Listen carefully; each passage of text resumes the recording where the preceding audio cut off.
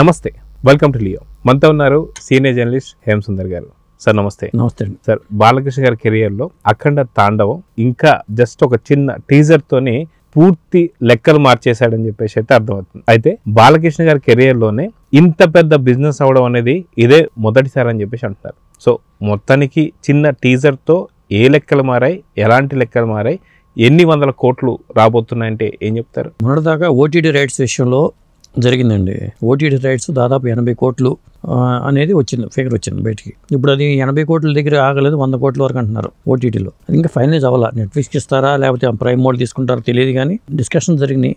Netflix వాళ్ళే ముందున్నారు అనేది ఒక సమాచారం. అది ఫైనలైజ్ అవ్వలేదు, కానీ మొత్తానికైతే ఆ రేంజ్లో ఓటీటీ రైట్స్ అది ఒక రికార్డు. ఇంకొక రికార్డు ఏంటంటే థియేట్రికల్ బిజినెస్ పరంగా ఒక రికార్డు. థియేట్రికల్ బిజినెస్ 100 కోట్లు అనేది ఇప్పుడు వచ్చిన అంశం. ముఖ్యంగా తెలుగు రాష్ట్రాల్లోనే 120 కోట్ల వరకు, 100 నుంచి 120 కోట్లు అన్నా ఫైనలైజ్ అయిపోయింది అంటున్నారు. బాలకృష్ణ సినిమాల్లో హైయెస్ట్ రికార్డు ఇదే అని చెప్పాల్సి వస్తుంది. ఇప్పటిదాకా అఖండ కానీ లేకపోతే డాకు మహారాజ్ వరకు కూడా బాలకృష్ణ సినిమాలు 150 కోట్ల గ్రాస్ మించి లేవు. ఇప్పుడు ఓటీటీ పరంగా, థియేట్రికల్ పరంగా 200 కోట్లు అంటే అదొక పెద్ద రికార్డుగా చెప్పాల్సి వస్తుంది. అయితే సాధారణంగా మనం అఖండ తాండవనగానే అఖండతో కంపేర్ చేసుకుని రావాల్సి వస్తుంది. అదేవిధంగా చూసుకుంటే అఖండ రిలీజ్ అయింది కూడా December 2వ తారీఖు. అది కరోనా చాలా ముమ్మనంగా ఉన్నటువంటి ఒక టైం అని చెప్పుకోవచ్చు. ఇలాంటి టైంలో వాస్తవానికి ఇక సినీ ఇండస్ట్రీ పూర్తిగా పడిపోయింది. ఏ ప్రేక్షకుడు కూడా థియేటర్లకు వచ్చేటువంటి ఒక సమస్య లేదు. ఏదైనా ఉంటే ఇంట్లో ఓటీటీ కావచ్చు, లేదంటే ఫోన్లో చూసుకోవడం తప్ప ఎక్కడ కూడా ఒక ప్రేక్షకుడు రాడు అనుకున్నటువంటి టైంలో చాలా ధైర్యం చేసి సినిమా థియేటర్స్లో రిలీజ్ చేసింది ఫస్ట్ సినిమా అఖండ అని చెప్పుకోవచ్చు. ఆ ధైర్యాన్ని ఎలా చూడాలంటారు, బాలకృష్ణ గారి ధైర్యాన్ని? వెతకని చెప్పాలంటే అది ఒక సెంటిమెంట్గా మారిందండి. అఖండతోనే వరుసగా 3 హిట్లు వచ్చినాయి, ఒక హ్యాట్రిక్ అయిపోయింది. ఆ సెంటిమెంట్ని మళ్ళీ రిపీట్ చేసినట్టుగా అనిపిస్తుంది. మళ్ళీ ఇంకో హ్యాట్రిక్ కోసం అఖండ తాండవం ముందు వస్తున్నట్టుగా మనం భావించాలి. ఇది ఒక సెంటిమెంట్. అప్పటిదాకా సమరసింహారెడ్డి, నరసింహనాయుడు ఈ సినిమాలో మాట్లాడుకునేవాళ్ళం. బాలయ్య సినిమా రికార్డులు చెప్పాలంటే సమరసింహారెడ్డి, నరసింహనాయుడు ఇవే మాట్లాడుకునేవాళ్ళం. అంతకుముందు మంగమ్మ గారి మనోళ్ళు లాంటివి మాట్లాడుకునేవాళ్ళం. ఇప్పుడు అఖండ తర్వాత అఖండానే మాట్లాడుతున్నాం. ఇప్పుడు అఖండ తాండవం తర్వాత మళ్ళీ అఖండ తాండవం ఒక సెంటిమెంట్గా సెకండ్ హ్యాట్రిక్ వెళ్తున్నారు అనిపిస్తుంది. అది కలెక్షన్స్ పరంగా, రెమ్యునేషన్ పరంగా చూసుకుంటే అఖండకి ఏమన్నా 10 కోట్ల రెమ్యునేషన్ అని చెప్పారు. ఇప్పుడు 45 కోట్లు 50 కోట్ల రెమ్యునేషన్ చెప్తున్నారు. అంటే అంత పరిస్థితి మారిపోయింది. ఈ 4 ఏళ్లలో బాలయ్య పరిస్థితి పూర్తిగా మారిపోయిందని చెప్పాలి. సో ఇది ఎన్నో ఇన్నింగ్స్ అని చెప్పేసి అని అడిగితే ఏం చెప్తారు? ఇప్పుడు ఆయన చైల్డ్ ఆర్టిస్ట్గా 74లో తాతమ్మ కలతో ఎంటర్ అయ్యారు.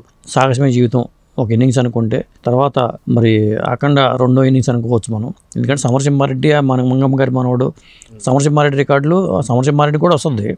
మరి బాలయ్య రికార్డుని బాలయ్య బ్రేక్ చేసుకుంటూ వెళ్ళిపోవడం అనేది జరిగింది అప్పుడు. ఆ తర్వాత అఖండతో ఒక ఇన్నింగ్స్ అని చెప్పుకోవాలి. ఇప్పుడు పాన్ ఇండియా దాంట్లో అడుగు పెట్టాడు కాబట్టి ఇది సపరేట్ ఇన్నింగ్స్గా చూడాల్సిందే. మనం వేసుకుంటే 3వ ఇన్నింగ్స్గా 4వ ఇన్నింగ్స్గా పెట్టాల్సి వస్తుంది.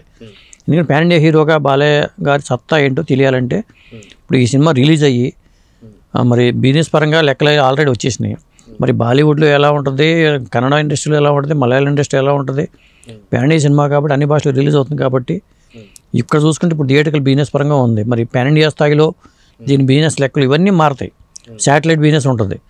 ఖచ్చితంగా 500 కోట్ల బిజినెస్కి అవకాశం ఉన్నట్టుగా మనం భావించవచ్చు ఈ సినిమాని. అయితే ఇప్పుడు ఈ టైంలో 60 దశాబ్దాలు దాటుకున్న తర్వాత నటసింహం బాలకృష్ణ గారికి ఈ క్రేజ్, అది అంటే సాధారణంగా 60 దశాబ్దాలు దాటినటువంటి ఒక వారికి ఖచ్చితంగా ఆ ఏజ్ గ్రూప్ సంబంధించినటువంటి ఫ్యాన్స్ మాత్రమే ఉంటారు. కానీ చాలా విభిన్నంగా ఇప్పుడున్నటువంటి యూత్తో పాటు చిన్నపిల్లలు కూడా జై బాలయ్య అని చెప్పేసి అనేటువంటి ఒక నినాదం మనం చూస్తూ వస్తున్నాం. సో నిజంగా అఖండ నుంచి అది ఇంకా చాలా పెద్ద ఎత్తున మారిందని చెప్పుకోవాలి. సో ఈ బిజినెస్ లెక్కలు మార్చడానికి అన్నిటికి కూడా ఇవన్నీ కారణాలని చెప్పి అనుకోవచ్చు అంటారా? 100% అండి. ఇప్పుడు సినిమాలో హెవీనెస్ లేకపోతే థియేటర్కి జనం రావట్లేదు. ఇప్పుడు పెద్ద హీరోల సినిమాలో, భారీ బడ్జెట్ సినిమాలు, పాన్ ఇండియా సినిమాలు ఉంటేనే థియేటర్లు బతికి పట్టుకడుతున్నాయి. ఇప్పుడు పెద్ద హీరోలు బాలకృష్ణ గారు, లేకపోతే చిరంజీవి గారు, లేకపోతే రజనీకాంత్, ఈ తరహా హీరోల సినిమాలకే థియేటర్కి జనం వచ్చే అవకాశాలు ఉన్నాయి.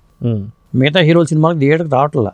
ఏదో ఆషామాషి చిన్న సినిమాలు చేసుకున్నా, లేకపోతే ఒక మిడిల్ రేంజ్ హీరోలను తీసుకొచ్చినా కానీ థియేటర్కి జనం రావట్లా. అంటే థియేటర్కి జనాన్ని రప్పించగలిగే సత్తా మాత్రం వీళ్ళకి మాత్రమే ఉంది. కాబట్టి వీళ్ళకి ఖర్చు పెట్టడం తప్పులేదు, వీళ్ళతో పెద్ద సినిమాలు చేయడం తప్పులేదు. కాకపోతే సినిమా మేకింగ్ పరంగా 2 ఏళ్ళు 3 ఏళ్ళు కాకుండా త్వరగా ఒక 6 నెలలు లేదా ఒక సంవత్సరంలోనే కంప్లీట్ చేయడం అనేది చాలా మంచిది. అది అఖండ విషయంలో జరుగుతుంది. బాలయ్య బాబు మన సంక్రాంతికి డాకు మహారాజ్ వచ్చింది, మరి సెప్టెంబర్లో వచ్చేస్తుంది, అంటే సంవత్సరానికి 2 సినిమాలు వచ్చేస్తుంది. సో ఓవరాల్గా ఈ సినిమా బిజినెస్ లెక్కలు మాత్రం పూర్తి టాలీవుడ్ ఇండస్ట్రీలో కూడా కొంత లెక్కలు మారుస్తున్నాయని చెప్పేసి అనుకుంటున్నాను. ఎందుకంటే మెగాస్టార్ చిరంజీవి గారు కావచ్చు, అదేవిధంగా బాలకృష్ణ గారు కావచ్చు, నాగార్జున కావచ్చు, వెంకటేష్ కావచ్చు, వీళ్ళందరికీ కూడా ఒక టార్గెట్ ఫిక్స్ అయిపోతున్నాడా బాలకృష్ణ గారు అంటే ఏమంటారు? ఆల్రెడీ టార్గెట్ ఫిక్స్ అయిపోయింది. ఇప్పుడు పోటీని ఆరోగ్యకరమైన పోటీనే ఉండాలి. మళ్ళీ నాకన్నా దాటి ముందుకు వెళ్ళిపోతానని ఎవరు ఫీల్ అవ్వకూడదు. ఇక్కడ అది సక్సెస్ అనేది శాశ్వతంగా ఎవరి చేతిలో ఉండదండి. ఒక టైంలో కమల్ హాసన్ గారు ముందుకెళ్ళిపోయేటేమో వచ్చింది, మళ్ళీ ఒక రజనీకాంత్ గారు చాలా ముందుకెళ్ళిపోయారు. ఇట్లా ఉంటుంది, నువ్వా నేనా అనేలాగా ఉంటుంది. మోహన్ లాల్, మమ్ముట్టి నువ్వా నేనా అని పోటీ పడుతూ వెళ్ళేవారు. మోహన్ లాల్ ఇప్పుడు పై చేయిగా ఉంది. ఒకప్పుడు మమ్ముట్టి ఉండొచ్చు, అది ఎవరి చేతిలోనూ ఉండదు. ఇక్కడ కూడా పరిస్థితి ఏంటంటే ఇప్పుడు వెంకటేష్ గారిని నాగార్జున గారిని పక్కన పెడితే చిరంజీవి గారు బాలయ్య బాబు నువ్వా నేనా అనేలాగా పరిస్థితి వచ్చింది. రేపు విశ్వంబర సూపర్ హిట్ అయిపోయినా, లేకపోతే Anil Ravipudi cinema super hit అయినా ఆటోమేటిక్గా మళ్ళీ మార్కెట్ మళ్ళీ ఆయన ముందుకు వెళ్ళిపోతారు. ఇప్పుడు ఎవరు ముందున్నారు అనేది ఈ స్థానాలు అనేవి శాశ్వతంగా ఉండవండి. ఎంతకాలం నెంబర్ 1గా నేనే ఉండాలనుకోవడం కూడా పొరపాటు. అది తెలుగులో కావచ్చు, తమిళలో కావచ్చు, హిందీలో కావచ్చు. అదే అండి, అప్పుడు అమితాబ్ బచ్చన్ చాలా కాలం నెంబర్ 1గానే ఉన్నారు. ఇప్పుడు ఆయన ఏజ్ రీత్యా కూడా వెనకబడ్డారు. రజనీకాంత్ ఏజ్ అయిపోయినా కానీ ఆయన ముందే ఉన్నారు. అది చెప్పలేము. అది సో చూద్దాం సార్, మొత్తానికి టాలీవుడ్ ఇండస్ట్రీ బిజినెస్ లెక్కలు మార్చబోతున్నటువంటి ఒక అఖండ తాండవం ఓన్లీ ఒక చిన్న టీజర్తో కంప్లీట్గా 100 కోట్లు కొల్లగొట్టబోతుంది. సో చూద్దాం జరగబోతుంది. నమస్తే. నమస్తే అండి.